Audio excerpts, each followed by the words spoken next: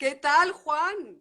Pues muy bien, soportando esta fase de enclaustramiento, pero bueno, yo afortunadamente con la consulta tengo un poquito de respiro por la mañana y Ujú. me encuentro bien. Además he soportado muy bien todo este tiempo. No te voy a decir que haya leído mucho, pero he seguido muy de cerca toda la evolución, lógicamente, de la epidemia Claro, y he podido llenar mi tiempo con muchas cosas.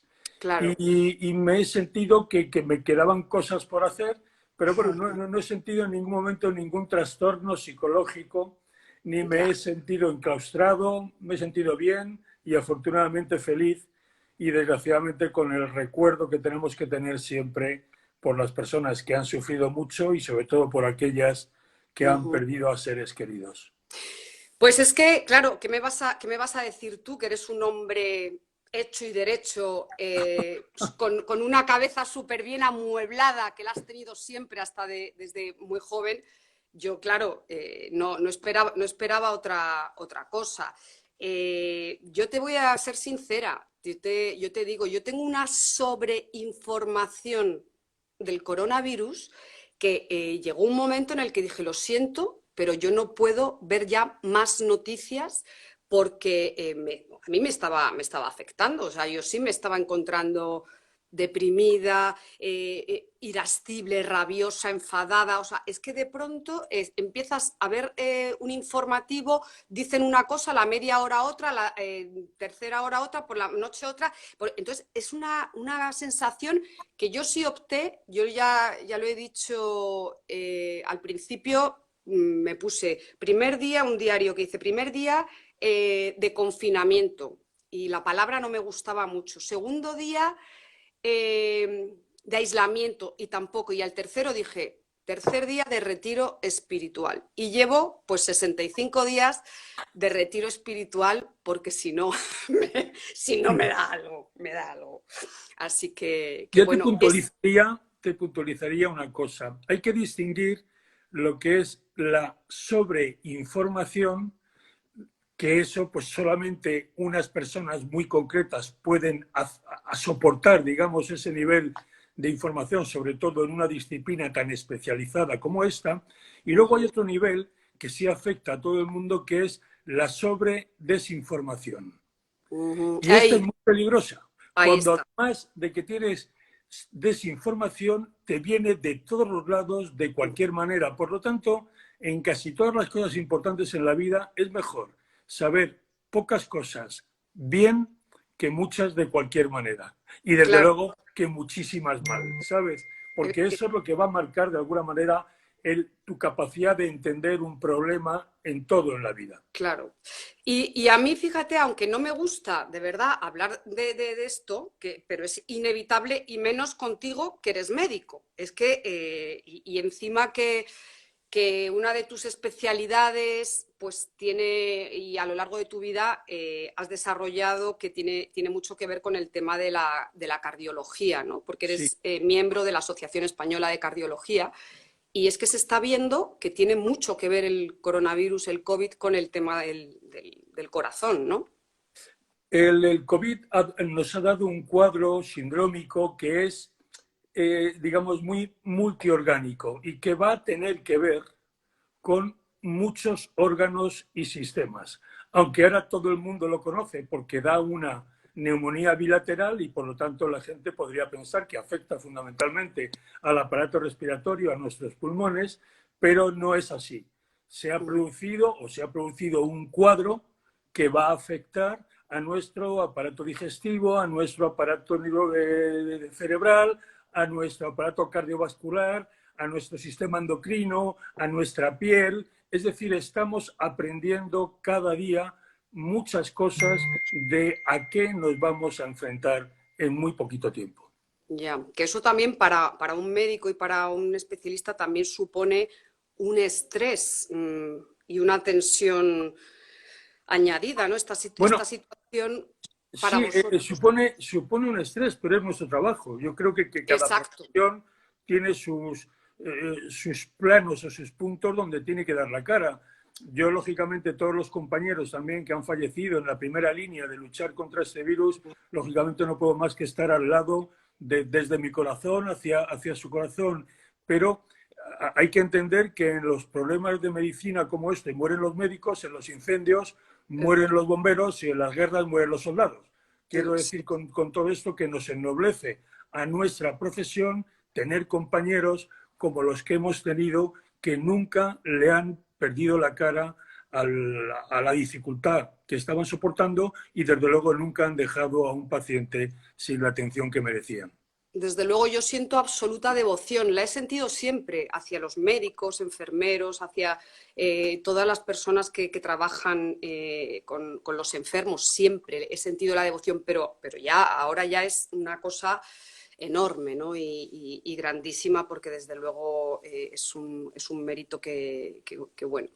Así que nada, bueno, pues vamos a dejar ahí un ladito el COVID de momento Muy bien. y vamos a otra faceta tuya como deportista y gran sabio del mundo del deporte, que es otra cosa que afecta también, ¿no? ¿Cómo ves tú ahora mismo el que se incorporen los equipos, el que empiecen a jugar? ¿Qué te parece a ti la rapidez esta con la que se está queriendo arrancar todo el tema del deporte de élite? Bien, yo creo que detrás del deporte de élite lo que existe es un elemento de intereses mercantiles o comerciales o económicos que lógicamente no puedo dejar de entender. Ahora bien, yo desde el punto de vista sanitario creo que tenía que primar y yo no hubiera vuelto a las competiciones, sinceramente. Ahora, a mí me dicen, no, es que si no volvemos vamos a perder no sé cuántos miles de millones y tal. Digo, bueno, pues entonces eso ya no es un tema sanitario. Eso es como si tú dices, quiero tirarme por una ventana porque me dan mucho dinero. Bueno, pues Claro. te tiras o no te tiras. Y a mí lo que me gustaría, lógicamente, es que toda esa prudencia que yo transmito, en mi opinión, pues bueno, no tuviera razón al final y no nos encontráramos con determinados casos o con que algunos de los deportistas o las personas auxiliares que tienen que estar en los sitios para que ese tipo de deporte profesional se pueda ejercer, Claro. puedan servir después de potenciales propagadores de la epidemia. Por eso, desde los aspectos más sanitarios y desde los aspectos más prudentes, yo siempre fui contrario a que se volviera a la competición. No te digo que a final de año y viendo la evolución que va a tomar esta epidemia se pudiera hacer, pero a mí ahora me parece que es prematuro y además innecesario, porque sinceramente hacer competiciones con equipos que entrenaban y ahora no entrenan. Cuando entrenan cada uno un poco por su cuenta. No todo el mundo tendrá la misma facilidad, porque los clubes muy grandes tendrán un soporte financiero detrás que les permitirá hacer muchos dispendios. Los clubes más pequeños, menos.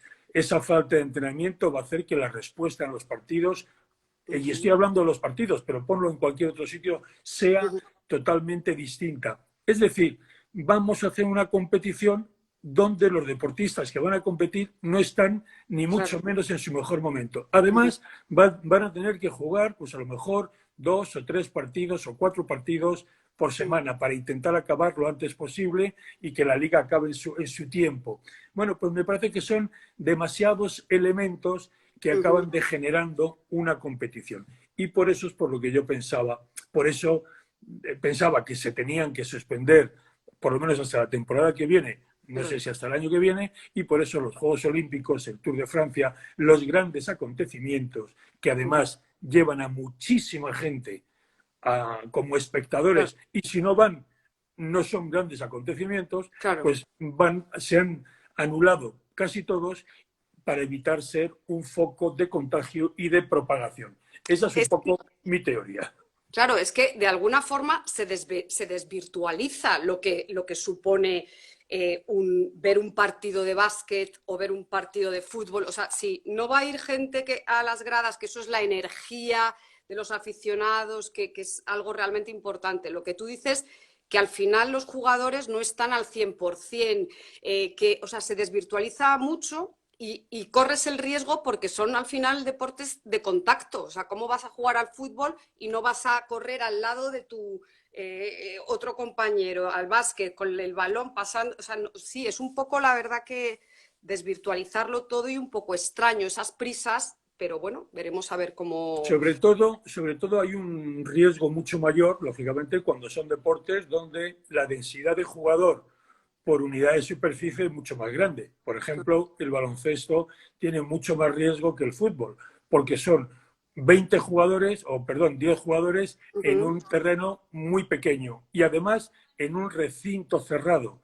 Entonces, hay una serie de elementos en cada uno de los deportes característicos que podrían aconsejar que unos deportes sí pudieran expresarse de una manera más o menos profesional y otros, para mí, fuera mucho más temerario. Pero también me cuesta mucho trabajo ver un Wimbledon, por ejemplo, un Roland Garros o un gran campeonato de tenis y que en la grada hubiera vacío. cuatro gatos, ¿sabes? Es que Me esa parecería energía como muy, muy difícil.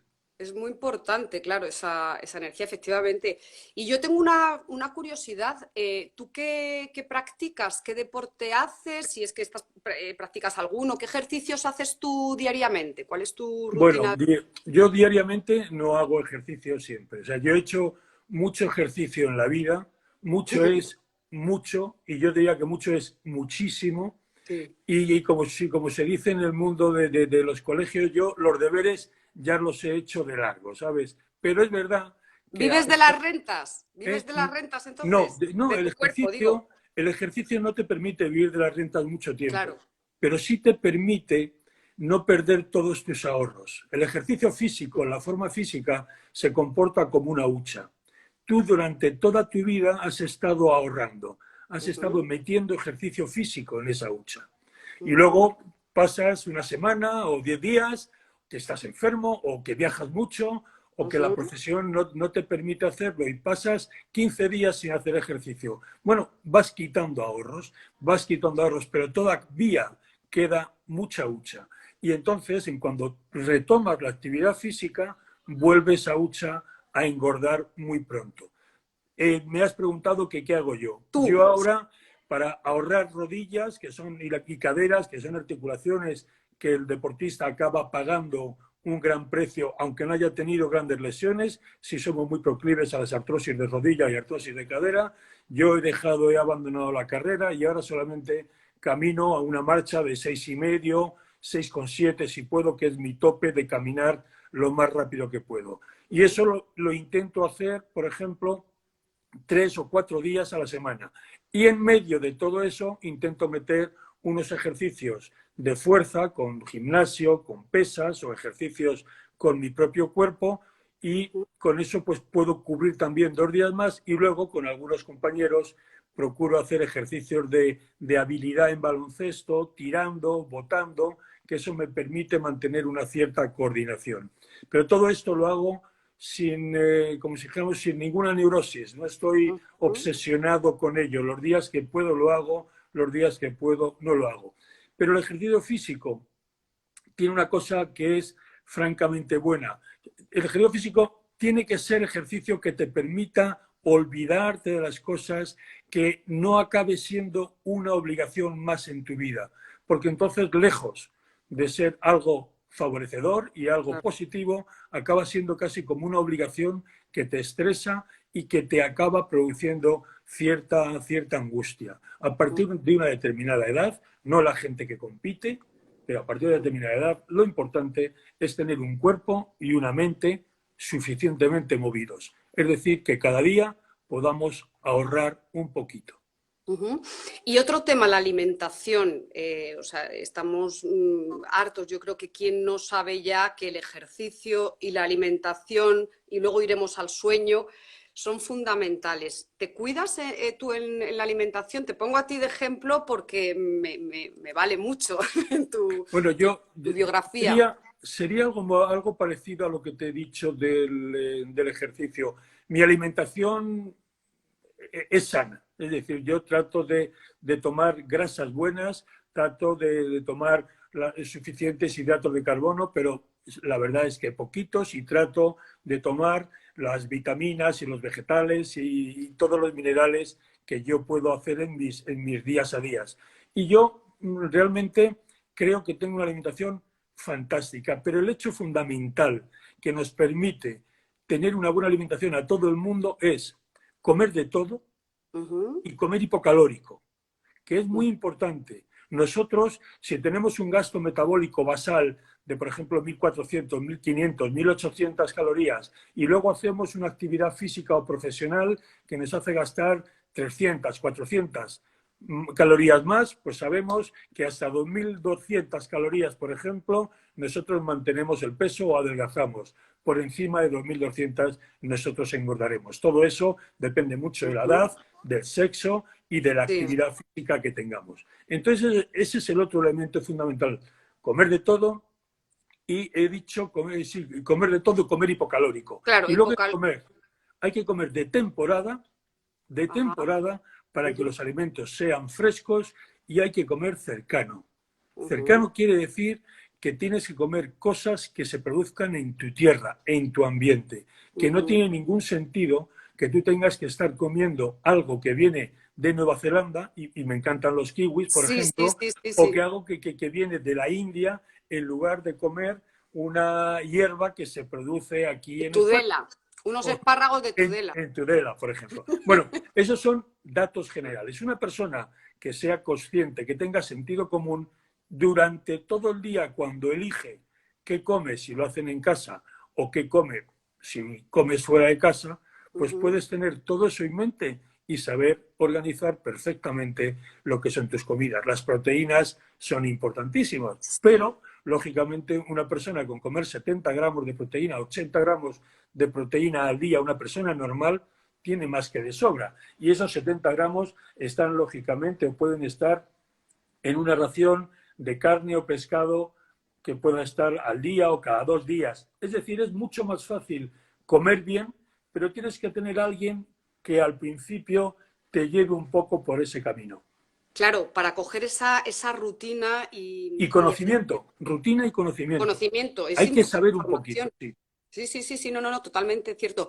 ¿Sabes que oigo muchísimo hablar? Esto es algo milenario porque lo hacían ya en la India el ayuno intermitente y todo esto se oye ahora mucho, es como si se hubiera puesto muy, muy de moda. ¿Qué opinas tú de estos ayunos o el intermitente, que por ejemplo es de 16 horas, creo, o hay de diversas, ¿no? Pero, Mira, yo como profesional de este mundo, yo he probado todos.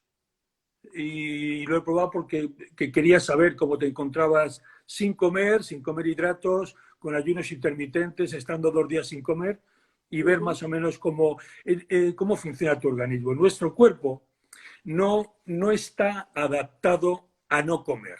O sea, nuestro cuerpo es un cuerpo que tiene un balance calórico donde tienes que estar gastando y comiendo, pero en función de cómo hagas esas tareas, nuestro cuerpo puede funcionar mejor o peor. En líneas generales, para una persona con una actividad convencional, normal y una profesión, por ejemplo, como la tuya o la mía, es poco importante, porque no tienes ningún momento del día donde tengas unos gastos energéticos enormes. No así en los grandes deportistas. Entonces, yo te diría que ahora mismo las últimas estudios, bueno, todavía está hecho fundamentalmente en gusanos, ¿eh? O sea, no se ha hecho en otros, y puede que en ratones. Parece ser que el dilatar las ingestas, el hacer que entre una ingesta y la siguiente pasen 12, 14 o 16 horas, parece ser que mejora la expectativa de vida. Es decir, la gente que come más separado, lógicamente acaba por comer menos y vive más. Porque lo que sí está demostrado es que la gente que come menos vive más. Eso sí que está demostrado. Y luego hay algunas dietas o regímenes que yo, lejos de llamarlos regímenes, para mí son tratamientos. Por ejemplo, hay muchos regímenes con una deprivación, si no es total, casi total, de hidratos de carbono. Bueno, pues eso no es una dieta. No se puede hacer eso durante mucho tiempo. Eso no es un tratamiento y tiene, como cualquier tratamiento, que estar perfectamente vigilado con un médico responsable y a veces con muchos más profesionales. Entonces, si nosotros fuéramos capaces, como he dicho al principio, de comer de todo, pero comer poco, puede que no tuviéramos que enfrentarnos a estas dietas tan deprivativas, porque no tendríamos el sobrepeso, que es en realidad uno de los grandes problemas que tiene la salud de la humanidad en este momento. Ujú. Y Y luego, ese es un poco mi enfoque sobre todas las dietas que se basan en la restricción calórica o en quitar alimentos. Es verdad que la gente dice, no, es que los animales están tratados con sustancias tóxicas y no sé cuántos, y las ujú, verduras se riegan con no sé qué. Bueno, yo sé que todo eso puede ser verdad, pero claro, nosotros no podemos hacer una vida entera y nuestro entorno entero comiendo exclusivamente la primera hoja que sale del rábano de 8 de la mañana a 10 de la mañana y el resto lo tenemos que tirar. A mí me parece que no hace falta llegar a esos extremos para tener una alimentación no solamente sana, sino especialmente buena y suficiente para que nuestro cuerpo no tenga grandes desbalances, grandes desequilibrios. Porque como te he dicho, todo lo que nuestro cuerpo se cambia en gran manera, acaba suponiendo también un estrés que tiene que compensar. Entonces tú dices, ujú. bueno, estoy adelgazando mucho, muy bien, pero estás sobrecargando a tu hígado que tiene que estar depleccionándose de glucosa y luego tiene que estar formando glucógeno para poder seguir con la fuente de glucosa siempre. Es decir, yo prefiero el sentido común toda la vida que no ir pegando Claro. picos de un lado para otro. Sí, no, no, porque además esto va por modas, o sea, va por Sí, fases, que si ahora lo detox, que ahora el ayuno intermitente, pero sí que es cierto que lo que tú dices, hay estudios y de hecho hasta de médicos, premios sí, sí. Nobel, con el tema de la longevidad, que sí que dicen que comer menos te alarga la vida, o sea, que los órganos lo prefieren, ¿no? Y luego otro tema es el tema del sueño. Qué importante, ¿no? Es el reposo, el descanso, el sueño y cuántos problemas estamos teniendo. Y ahora en estos momentos, yo, por ejemplo, estoy durmiendo fatal. Todo estos 60 y tantos días, estoy teniendo muchísimos problemas para dormir. Eso es porque te remuerde la conciencia por algo. Vigila, vigila, haz un poco de introspección O y, me falta hacer más ejercicio. y encontrarás el porqué. Yo reconozco que estoy durmiendo muy bien. Sí, Afortunadamente yo soy de los que tiene la suerte de dormir muy bien. eso Pero es el una sueño suerte. es, dentro del mundo del deporte, aquello que forma parte de lo que llamamos el entrenamiento invisible. Claro. Y el entrenamiento invisible significa que cuando tú dejas de estar entrenando, el resto del día puedes hacer que ese entrenamiento se enriquezca todavía más o puedes hacer que ese entrenamiento de alguna manera se pierda. Y los dos elementos fundamentales que conforman ese entrenamiento invisible son los hábitos, hemos hablado de alimentación y de relación con los demás que tenemos, y el sueño. El dormir lo suficiente es el momento en que nuestro organismo de alguna manera asimila todos los elementos anabólicos de construcción de nuestro organismo, de nuestros músculos, de nuestros huesos, para limpiar nuestro cerebro. Eso se Ujú. hace durante el sueño. Hay una grandísima profesional, buena amiga, una persona a la que quiero mucho, que es Raquel Marín, catedrática de bioquímica en la Universidad de La Laguna, que tiene varios libros sobre cómo se comporta el cerebro en función de una serie de elementos ligados con la alimentación, sobre todo, y con el sueño. Bueno, pues tenemos que entender que dormir al día, quiero decir que seamos esclavos siempre de dormir 8 o 9 horas, esa Ujú. gente que dice, no, yo es que si no duermo 10 horas no Sí. soy persona. Pues digo, bueno, porque no te has visto en la obligación de dormir 6, porque si no lo serías. Podría. Pero es muy importante que durmamos lo suficiente porque durante el sueño se produce hormona de crecimiento, durante el sueño nuestro organismo es capaz de regenerar parte de aquellos gastos que tuvimos que hacer durante el día, durante la jornada laboral. Ujú. Juan, y tú estás trabajando, llevas ya años con un equipo de profesionales, tú estás en el hospital Vitas y estáis trabajando investigando la fatiga crónica fibromialgia, depresión. Me gustaría que me contaras un poco, me parece interesantísimo, de pronto esas enfermedades que cuando la gente va a hacerse todo tipo de pruebas no se sabe de dónde vienen, es un cansancio, son dolores musculares, y no hay nada visible y tangible. Sí que me encantaría que nos contaras un poco cómo lleváis esta investigación, Juan. Bueno, como tú has dicho, yo llegué al mundo, a ese mundo de la fatiga crónica a través de la cardiología, porque durante mucho tiempo yo me dediqué a la valoración funcional, no solamente con pacientes cardiológicos y con personas normales, sino también con deportistas y con personas enfermas. Uno de los primeros síntomas, si no el primero, de cualquier enfermedad, da igual la que tú me elijas, es la disminución de su capacidad funcional. La gente cuando enferma, lo primero que hace es que se sienta o se acuesta. No le da por irse a correr o por jugar partidos de fútbol o por tener una vida muy activa. Se recluye. ¿Se recluye por qué? Porque su organismo le está dando señales diciéndole, oye, que no estás bien. Y entonces tú tratas de descansar para mantener la máxima energía disponible para luchar contra la enfermedad. Bueno, pues como esa capacidad funcional es fundamentalmente a lo que yo me dedico, ver por qué la gente pierde capacidad funcional, un paciente cardíaco es clarísimo por muchos motivos, pero un paciente pulmonar también, porque tiene una respiración que puede estar más comprometida, pero puede haber muchos más cuadros, los hay, un anémico también, por ejemplo, un diabético, un hipercolesterolémico, pero en este caso me empezaron a llegar o me llegaron los primeros casos de personas con fatiga crónica que no tenían ninguna causa orgánica que demostrara que podía tener o que tenía que tener esa disminución de la capacidad funcional.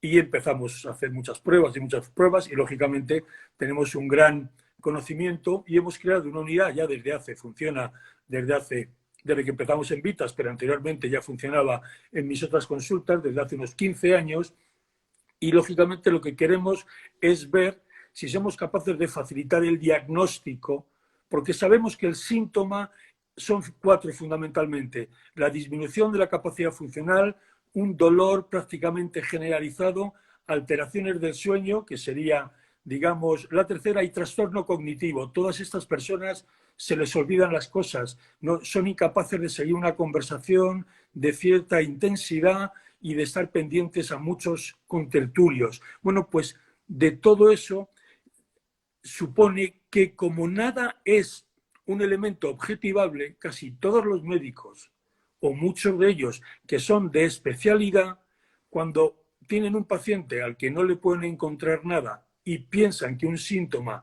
no tiene explicación orgánica, dicen, bueno, pues esto tendrá una explicación psicológica. Entonces, muchos de estos pacientes acaban inexorablemente en manos del psiquiatra como si tuvieran un problema psiquiátrico. Y el problema psiquiátrico no es más que la repercusión de una incertidumbre enorme, de saber que tienes mucha sintomatología, de que no hay un diagnóstico claro, de que no tenemos un tratamiento que cure. Y entonces me pareció que era un buen sitio para investigar. Y yo estoy tratando, lógicamente, a través de un protocolo que he hecho y de un manejo de estos datos para intentar objetivar con números si un paciente que tenga, por ejemplo, 5, es un paciente con muchas posibilidades de tener fatiga crónica, y un paciente que tenga 2,5, pues puede estar en la frontera, y un paciente que tenga 0,5 es una persona sana.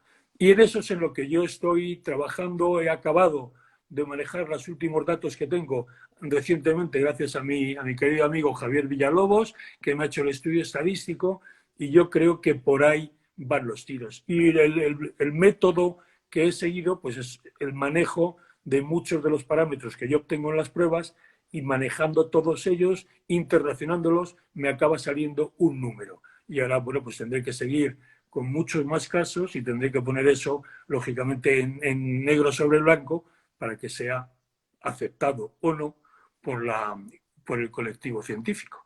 Me Y esta parece, es la...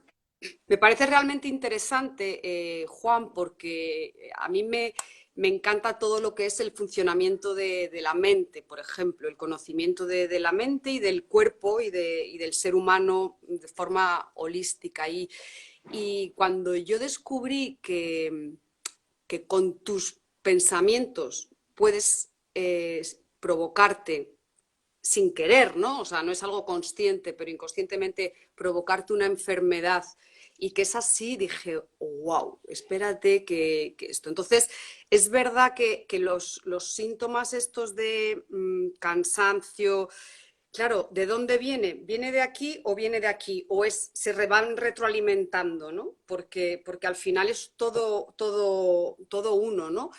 Y el tema de la depresión, o sea, ahora mismo en el mundo, y ya no te digo después del confinamiento y de todo lo que está sucediendo en el mundo, son 300 millones de personas diagnosticadas de depresión. Es que eso es bastante más que una pandemia. O sea, es algo increíble, ¿no?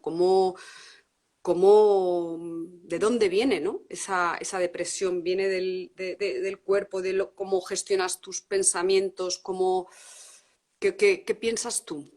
Mira, tú has dicho antes una palabra que a mí me parece muy acertada, que es el funcionamiento holístico de nuestro organismo.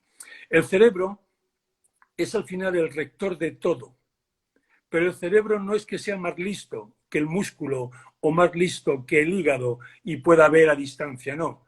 El cerebro tiene esa capacidad porque tiene una serie de conductos, que es nuestro sistema nervioso, que llega hasta el último rincón, y estos nervios tienen la capacidad de leer de alguna manera lo que está pasando localmente en cada sitio de nuestro organismo. Pero el cerebro también es capaz de leer todos los mensajes neuroendocrinos. Quiere decir que cada vez que allí te sube iba a decir el aceite, te sube A el veces me azúcar, sube, a veces sí.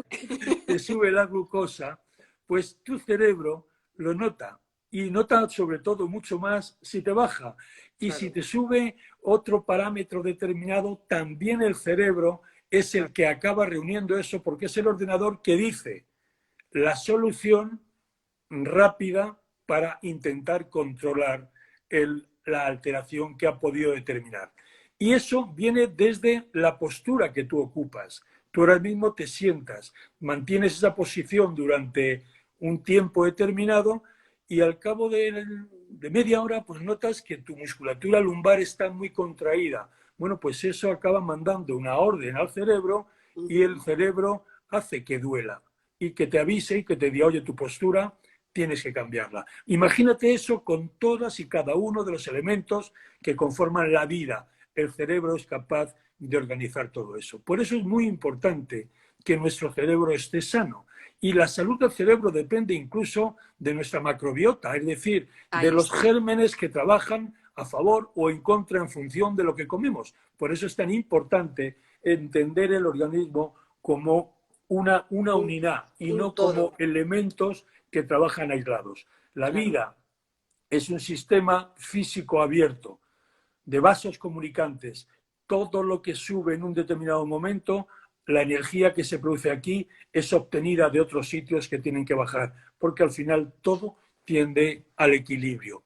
Por eso la depresión es uno de los elementos contra los que más vamos a tener que luchar en este momento, junto con la obesidad, junto con la diabetes y junto con algunas otras patologías que son emergentes. Pero la depresión tiene el desconsuelo de que hay muchos elementos que son extrínsecos, que son esenciales, que no eres capaz, perdón, que son intrínsecos y no eres capaz de decir el por qué. Si tú dices tengo anginas y tengo fiebre, pues el hecho de que te abran la boca y vean tus anginas inflamadas y con pus, pues te justifican el síntoma. Ya. Pero muchas veces en el caso de la depresión no es así. Y eso la hace una enfermedad muy penosa y a veces con una respuesta terapéutica también insuficiente. ¿Por qué? Porque somos incapaces de llegar realmente a la causa y porque ahí influyen nuestras emociones, nuestros sentimientos, nuestros odios, nuestros afectos,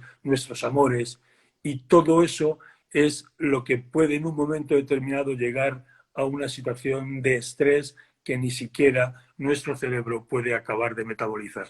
Claro, yo hay una cosa que me resulta curiosa. A mí me gusta eh, ser gráfica, ¿no? Y con metáforas. Y es que dicen que nuestro cuerpo es el cementerio de todas nuestras emociones y de todos nuestros traumas como de nuestras alegrías, pero que se va depositando, o sea, las sensaciones que uno va teniendo, los shocks, los momentos a lo largo de la vida, pues se te van depositando en todo el cuerpo. El intestino, el aparato digestivo es uno de esos, por eso le llaman, ¿no? El segundo cerebro, ¿no? Entonces, la verdad es que me parece muy interesante y sobre todo el tema de la depresión que es, yo creo que incluso está afectando a más personas que de cáncer, ¿no? Y es la enfermedad del siglo XXI que se trabaje sobre eso. Por eso hay algo también que me gusta y he oído que, por ejemplo, al operar a alguien de corazón, algunos médicos lo hacen y lo recomiendan y lo aconsejan, que es poner a esa persona, al paciente, meses antes a practicar meditación, que viene muy bien, que ayuda mucho el tema de la meditación para conseguir buenos resultados en el momento de esa operación, que al final es una propia angustia que tú te estás imaginando, pensando, la vas metiendo al cuerpo, vas tensándolo todo y vas provocando pues un cataclismo, ¿no? ¿Qué te Mira, parece? Mira, la meditación es buena para muchísimas cosas, para muchísimas. Pero a mí me gustaría una puntualización respecto a lo que has dicho. Nuestro cuerpo no es un cementerio de nada. En nuestro cuerpo todo está vivo. Es verdad que nosotros almacenamos todo, pero una de las grandes funciones que tiene nuestro cerebro y que tienen nuestras células de todo el organismo es que somos capaces de eliminar lo muerto y, Ujú, y regenerar lo vivo. Nuestro cerebro hace lo mismo. Nuestro cerebro, de todas las emociones, de esos estímulos que te vienen, acaba con el paso del tiempo eliminando lo que no le interesa, lo que no le va a producir un beneficio a corto, lo elimina, se nos olvida, no existió, y potencia aquellas cosas de las que va a depender o nuestra capacidad defensiva o nuestra capacidad ofensiva, que sería algo así, que estimula todas aquellas cosas para evitar que alguien nos coma, un león nos coma, y ujú. para intentar cazar una gacela para comer nosotros. El cerebro, todo lo que hace, lo hace por algo. Y todo eso que hace, lo hace en una permanente actividad. Por eso no hay nada más lejos de un cerebro que un cementerio. Nada. Nuestro organismo es vida, es pura vida. Y eso es lo que hace que podamos estar vivos. Tan es así que antes hemos hablado del sueño. Bueno, el cerebro que está funcionando permanentemente y también funciona durante el sueño hace un modo que sería un modo descanso. ¿Y qué hace durante el sueño? Va eliminando todas las sustancias de desecho que crea durante su periodo de actividad. Entonces sus estructuras se hacen más permeables y determinadas proteínas y determinadas sustancias que se acumulan y que Ujú. serían a lo mejor precursores de enfermedades como el Alzheimer y todo esto, pues acaba siendo eliminado gracias a un sistema especial de limpieza de ese cerebro. ¿Cuál es la manera o cuál es una de las maneras que podíamos tener? ¿Cuál es una, perdona que está sonando esto, una de las maneras que podíamos... Cógelo, cógelo, si estás en No, tu no, no, casa. no. Mira, es un íntimo amigo que es medio budista y nos podía dar una clase ¡Qué magistral sobre, interesante! sí, sí, Ot- sobre ot- meditación. El día que tú quieras, además de ser un grandísimo empresario, te lo puedo poner a tiro. Pues pues te me encanta. decía pues te decía que me habías preguntado sobre la meditación. Pues te decía que la meditación es el elemento que permite la búsqueda de ese equilibrio. Es como dar una orden para que tu cerebro diga, yo ahora me voy a ocupar únicamente en mí, en lo que es mi esencia, y voy a intentar eliminar todos los elementos de estímulo innecesarios que no me Ujú. comportan nada más que problemas. Y eso, pues lógicamente, vale para las intervenciones, para algunas intervenciones, el paciente que llega más relajado tiene una mejor situación hemodinámica y una mejor situación metabólica de cara a una operación, pero además también la tiene de cara a la rehabilitación, porque la meditación nos ayuda también a entender mejor lo que es nuestra realidad, tanto en lo que compete a nuestro interior como en lo que compete al entorno que tenemos. Yo soy muy partidario de la meditación, no soy uno de los que se sienta así Un en la yogi. posición del loto, un yogi, y me ponga yo a meditar, pero sí creo que hay muchos momentos durante el día, durante la vida, donde tú puedes, como si dijéramos, cerrar las ventanas y quedarte a oscuras contigo mismo. Y 10 minutitos así, si lo eres capaz de realizarlo muy frecuentemente, te hace una labor fantástica. Bueno, eso alivia muchísimo, por ejemplo, el estrés. Es una herramienta maravillosa para el estrés, que es ese sí que es nuestro oso, nuestro león, el que nos ataca por todos los lados, que puede ser desde el marido a los hijos, el estrés ese que le ponemos cara de eso, de tu mujer, del profesor, en fin, de quien sea, que es otro de los enemigos que tenemos y que yo creo que en gran parte nos los creamos, ¿no? Y por eso voy un poco, o sea, porque claro, tú estabas contando si tienes que defenderte, el estrés es buenísimo, hay que tener estrés, o sea, es lógico porque tienes que tener esa agilidad y esa rapidez para poder solucionar las cosas, pero cuando ya es exagerado y por desgracia en esta sociedad en la que estamos hacia afuera todo el rato y te molesta lo que un pitido de uno, el otro tal, el otro empiezas a segregar ahí corticol, chutes de todo al cuerpo y ya, ¿para qué más, no? Bueno, yo creo que el estrés ha sido injustamente tratado a lo largo de los tiempos. Tú has dicho muy bien, veo que has leído, que necesitamos estrés. La vida es estrés. Si a nosotros, a una persona le quitaran los estímulos, Claro, moriría. Y si te totalmente. quitaran las glándulas que producen el cortisol, moriríamos también. Lo que pasa es que el estrés, es un concepto definido ya en 1926 por un austriaco, un tal Shelley, ya definió lo que él llamaba el síndrome general de adaptación. Y ese síndrome general de adaptación es lo que hacemos nosotros en el día a día. Gracias a eso funcionamos y gracias a eso hacemos las respuestas que tenemos que hacer en la medida adecuada al estímulo que recibimos. Por ejemplo, si vamos a cruzar una calle y nosotros vemos que viene un coche Claro. a 200 metros, pues nuestro cerebro nos estresa mucho, pero sí nos dice, ojo, cruza ahora que no viene nadie. Tiene, como si dijéramos, es muy barato, es una respuesta que es barata para lo que podría pasar que sea el hecho de que te pillara un coche. Ahora bien, si esa decisión, por un motivo que no vamos a pensar, de riesgo de alguien querido que estuviera cercano y hubiera un coche a 10 metros o a 15 metros y nosotros tuviéramos que hacer ese movimiento, tendríamos un chute enorme de cortisol que permitiría poner toda nuestra glucosa a disposición de nuestros músculos y nos haría saltar como un muelle rápidamente a poner en solución aquel peligro que había para nuestro ser querido. Por lo tanto, quiere decir que el estrés, donde está el riesgo, es en no poder adaptarse a él. Cualquier respuesta estresante, desde las más importantes o más intensas a las más suaves, tiene tres fases. Una fase de estímulo, una fase de adaptación en la que nuestro organismo va elaborando la respuesta con el más eficaz, con el menor coste energético, y luego tiene una fase que sería como de entrega, de fracaso, cuando ya no puedes más.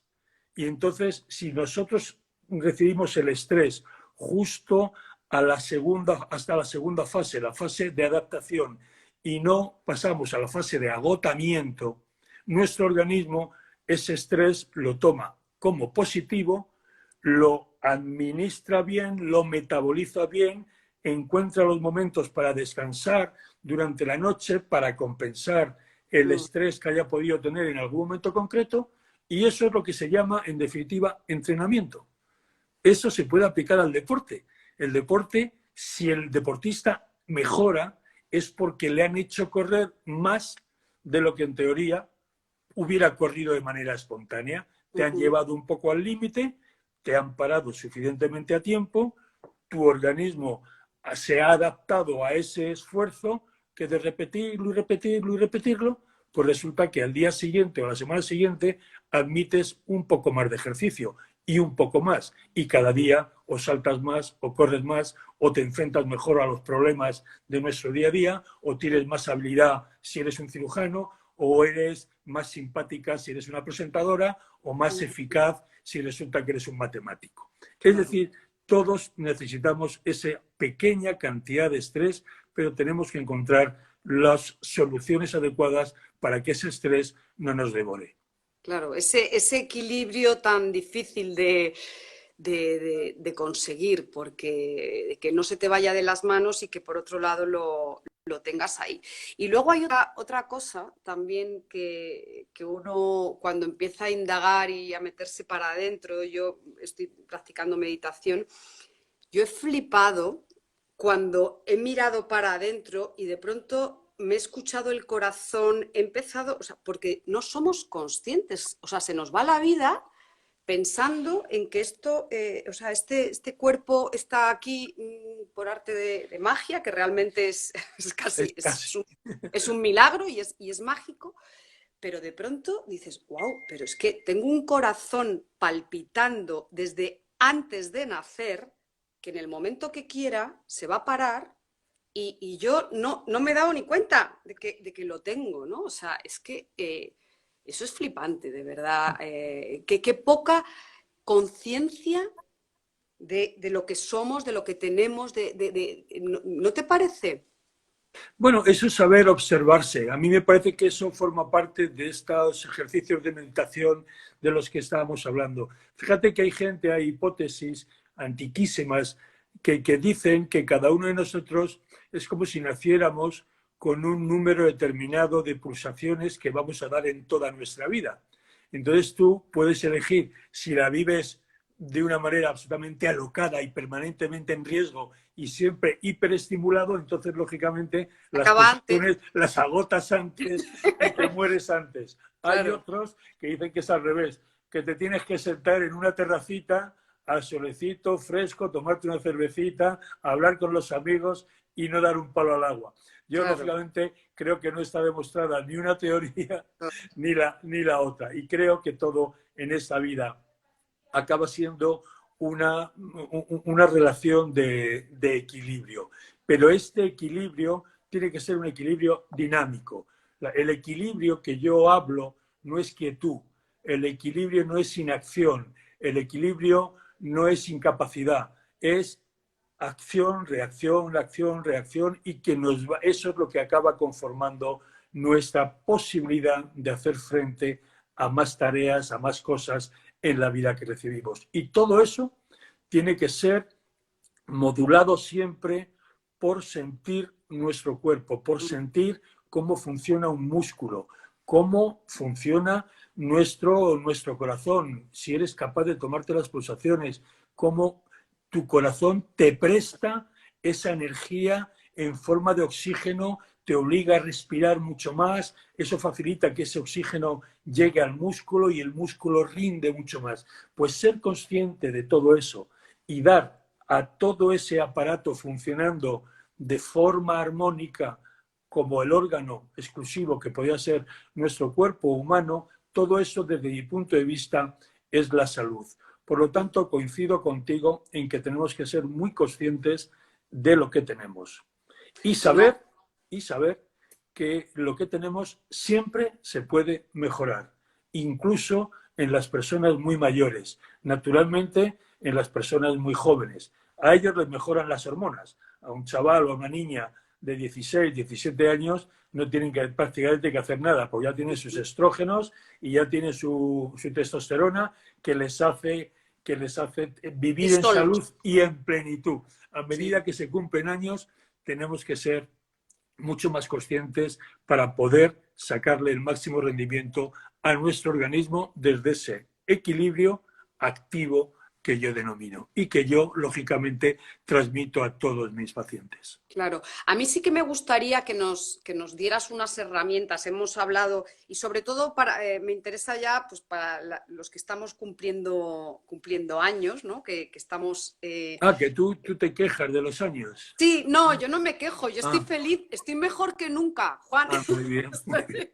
Estoy mejor que nunca, pero de verdad, y tomando conciencia de cosas, pues no te digo que de pronto digo, wow, pero si tengo un corazón que está latiendo solo, pues estoy tomando, y digo, anda, pero si estoy respirando, y por qué respiro tan rápido? Y ahora, ¿por qué respiro tan lento? O sea, yo estoy renaciendo. O sea, para mí el cumplir años es una manera de renacer, el tomar conciencia, no hay algo más maravilloso que eso, te lo prometo. O sea, pero sí es verdad, el pero es que empiezas a notar en tu cuerpo físicamente, pues por ejemplo, la piel ya no está tan tersa o los músculos, no, o sea, no, estás no tienes tanto músculo.